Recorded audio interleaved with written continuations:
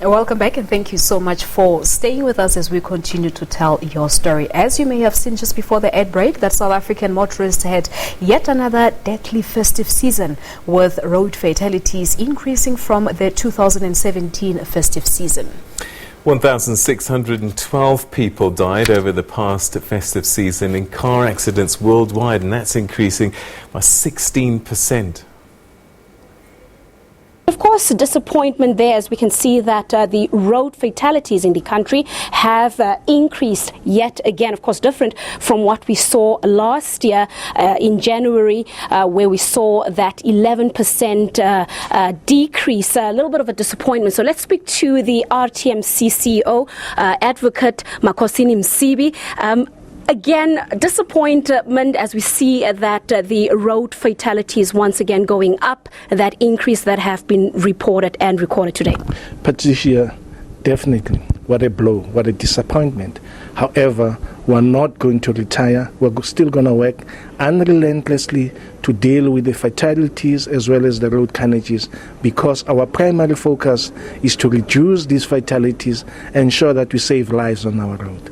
Just for our viewers, maybe a slight breakdown in terms of what exactly the total number is. We did record that in total we have 1,612 people who perished on the country's roads from the period of 1st of December up to, I think, 8th of January this year. What is the increase that we are recording? We have recorded a 7% increase during this festive season, which has taken us to 1,612, as opposed to last year when we're sitting at 1,502. And naturally, we can even account for the factors that related to this increase. The minister has alluded into the fact that the highest number has been contributed particularly by the freight or the taxi industry or minibus industry. Because if you look and analyze the statistics, there are three phenomena that come out very outstanding. The highest number is the private vehicles that had overturned, followed by the freight industry, and followed by the taxi industry or by the delivery vans industry. But what does this tell us as an industry or as an entity? The issues that we are dealing with, if you look in terms of the statistics, most of the people that have, of course, succumbed are passengers. Passengers have increased this financial year, as opposed to pedestrians who have decreased, when last year pedestrians were higher and passengers were lower. But why? Remember, we had 4 major taxi accidents where not less than 12 people died per incident, and that has been a blow to us. Right. Now, we're going into, of course, the 2018 year.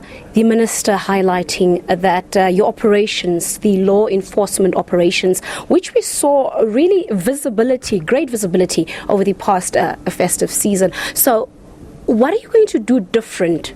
Because we are heading to another important period, that is Easter, where we also see the same road behavior, and where we will obviously need a better approach, a stronger approach, and in particular where our laws, as the minister said, needs to be tightened to deal in particular with the huge problem of speeding and drinking and driving.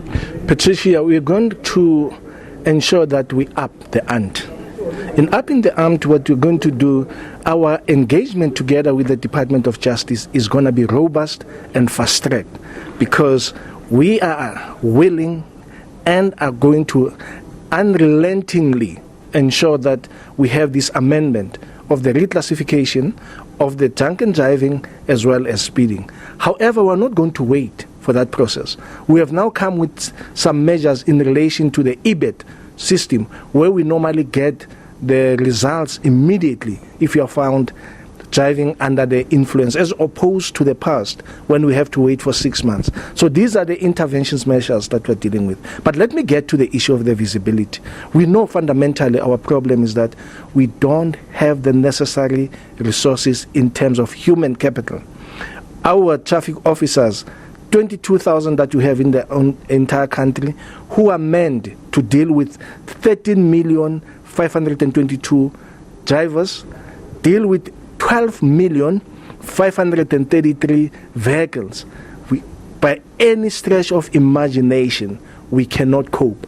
However, we're still going to implement the 24/7. We're finalizing the engagements with the provinces because the analysis have shown us, why should we have all our teams on the roads between Tuesday, Wednesday, and Thursday when there's nothing happening? We don't have fatalities. Our headache is Friday, Saturday, and Sunday.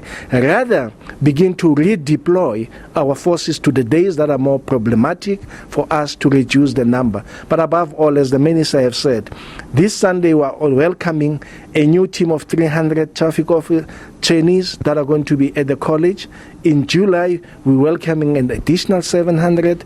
By the way, this new crop will then be trained in all facets of law enforcement, including, amongst others, the issue of Section 64, which normally deals with the crime prevention from the SABC, as well as the cross-border, because currently it's only the cross-border road traffic inspectorate that can deal with the cross-border issues. Now we're multi-skilling our traffic officers to deal with all those issues. Fair and well to increase, your manpower, beefing them up with the new recruits. But another big concern is the element of corruption. And we see it all the time when you put in these great measures to curb road fatalities and just road carnage in totality. There's the other element that actually goes against the efforts of government. How are you going to deal with your own rogue officers who continue to actually break the law by accepting bribes and allowing those drunken drivers to continue on the road and killing innocent people? How are you going to deal with them decisively? We've heard over the years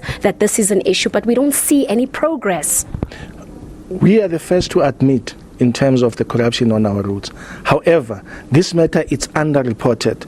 We are arresting a number of traffic officers day in, day out. Perhaps we have not reached the expected levels, but we do believe that with the current strategy that we have come up with, where we are now even dealing with the recipients of corruption in terms of drivers, as well as the corruptee, you're going to see a very massive arrest of those people that have been involved in corruption as private and public citizens, as opposed to our own traffic officers.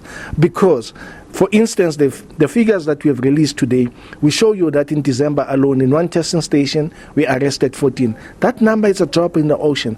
But the question is, these 14 traffic officers, how many of the unroadworthy vehicles did they grant? How many of the driver's licenses did they issue? And I can give you a figure. They've issued 300 driver's licenses. They've issued more than 1,000 roadworthy certificates. Now we are after the beneficiaries. Then that's when the public will then realize that we mean business. And Minister was very clear when he said their days are numbered. Indeed they are. Just lastly, are South African laws failing motorists, or are motorists failing themselves? Well, our laws in South Africa are the good laws, but the citizens are failing us. All right, thank you so much. The RTMC CEO advocate Makhosini Msibi there reacting to the past festive season's road safety report that was released here at GCIS in Pretoria. Of course, as I mentioned, disappointment as we see that the road fatalities in the country have increased once again. Let's toss it back to you in studio.